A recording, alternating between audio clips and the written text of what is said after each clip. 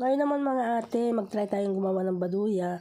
Actually, lahat kami dito ay hindi masyadong marunong. Baduya sa Ilocos mga ate. Yung parang bibingka ba? Hindi ko alam sa Tagalog.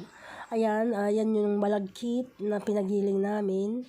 Then, nilagyan namin siya ng 3 itlog. Ayan, ginamitan po namin siya ng kamay para mahalo mabuti.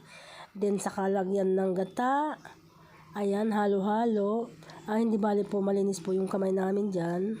Hinugasan niya yung kanyang kamay.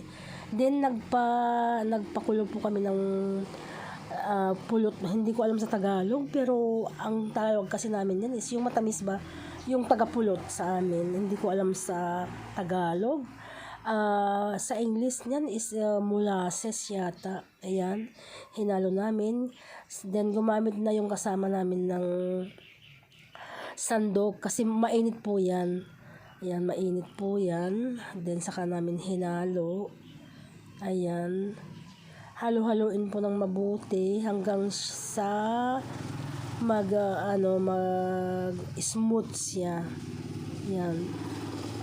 Lahat po kami niyan is hindi masyadong marunong. So, para kami nag-experiment. Ayan, hanggang sa mag-smooth siya. Ganyan.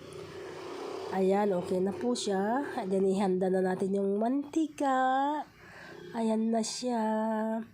Sa unang unang buhos ay hindi po namin siya nakuha. Sabi nila, 'di ba dapat po yung parang bibingka ba na buo siya. Yung unang luto is hindi siya masyadong nabuo.